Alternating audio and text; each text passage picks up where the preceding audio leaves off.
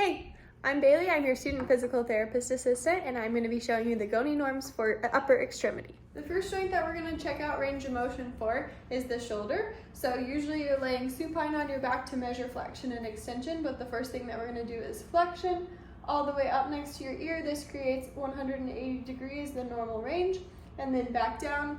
If you're laying down, this kind of only lets you get to about 0 degrees flat.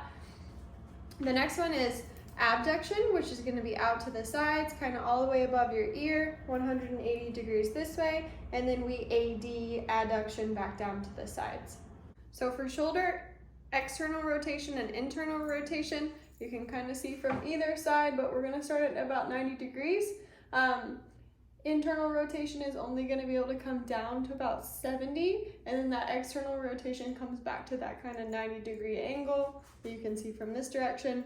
Internal rotation back this way. The next joint that we're going to look at is your elbow. So when you're standing in the anatomical position, when you come up, you can flex into about 150 degrees if you come all the way up, and then you extend, and same thing if you're laying flat or extended all the way, it should be about 0 degrees this way. To take a radio-ulnar active range of motion, you're going to start with the hands in a neutral position, elbows at the sides. When you're fully supinated all the way, holding your bowl of soup, it's about 80 degrees, and you measure across the top of the forearm here. When you're all the way pronated, this direction, it's also about 80 degrees, measure the same place across the top. The last upper extremity that we're going to talk about today for normal ranges is the wrist. So we have flexion, extension, radial and ulnar deviation. So first with flexion, we're going to start in the anatomical position. So it's still coming forward, anterior, flexing up at about 80 degrees. When you extend back, it doesn't have quite the same range of motion, so it's going to be about 70 when you're extended back. You can also see this when your wrists are up, flexion, extension back down to 70.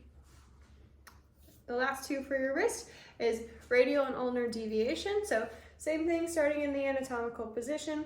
When we're going out towards the thumbs, that's going to be radial deviation out. You can only get to about 20 degrees that direction, sending out towards your thumbs.